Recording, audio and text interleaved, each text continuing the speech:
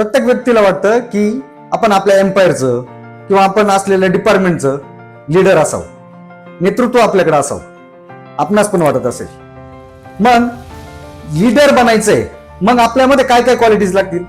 काहीतरी क्वालिटीज लागतील ना. लीडर तर तसं होणार नाही, लीडर तसं बनू शकत नाही.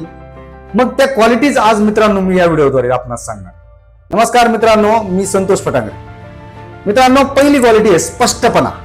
लीडरमध्ये स्पष्टपणा असावा. कोणत्या कंपनीचं लिडिंग करतोय, कोणत्या एम्पायरचं लिडिंग करतोय, कोणत्या डिपार्टमेंटचं लीड करतोय, आणि मला माझ्यासोबत असलेले एम्प्लॉईज, माझ्यासोबत असलेले सर्व सहकारी मला कुठे घेऊन जायचे याचं स्पष्ट चित्र त्या लीडर का असायला पाहिजे. दुसरी गोष्ट स्पष्टपणामधली, तर माझ्या कंपनीचे मूल्य, माझ्या कंपनीचं व्हिजन मिशन मला क्लिअरली माहिती पाहिजे. दुसरी क्वालिटी मित्रांनो प्रावीण्य.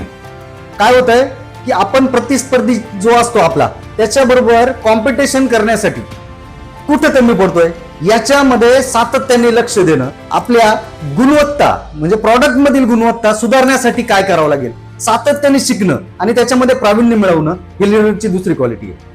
तिसरी क्वालिटी आहे बांधिलकी.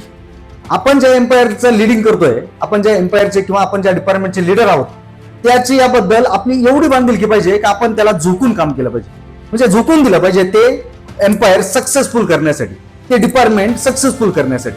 अशी बांधिलकी सुद्धा त्या नेत्यामध्ये असेल तर तो लीडर म्हणून चांगला डेव्हलप होऊ शकतो. चौथी गोष्ट आहे मित्रांनो मर्यादा. मर्यादा म्हणजे काय माहिती का? ज्या वेळेस आपलं एम्पायर, ज्या एम्पायरचं आपण लिडिंग करतोय त्याच्याबद्दलच्या भावना ते फायदेशीर कसं होईल, किती पटीत ते पुढे डेव्हलप करता येईल याच्याबद्दल सातत्याने विचार करणं. दुसरी गोष्ट का त्याच्यामध्ये खीळ घालणाऱ्या गोष्टी ज्या आहेत, म्हणजे आर्थिक अडचणी असतील किंवा एखादे प्रॉब्लेम्स असतील, ते शोधून काढणं आणि ते परत परत उत्पन्न न होऊन देणं, याच्यासाठी सुद्धा एक लीडर खूप जबाबदार असतो. पाचवा पॉइंट मित्रांनो सर्जनशीलता. मग काय होतं की आपल्या कंपनीचं उत्पादन चांगल्या प्रतीचं होणं, ग्राहकांना ते सेवेत देणं, त्याच्यानंतर हे ग्राहकापर्यंत ते पोहोचवणं, आणि हे पोहोचवण्याचे जे काही मार्ग आहेत ते स्वस्त आणि आपल्या एम्पायरसाठी किंवा आपल्या कंपनीसाठी किती फायद्याचे ठरतील, फायदेशीर कसे ठरतील याचा विचार करून सातत्याने त्याच्यावरती काम करणं, हे एक लीडरचं तत्व आहे. सहावा मुद्दा आहे मित्रांनो सातत्याने शिकणं.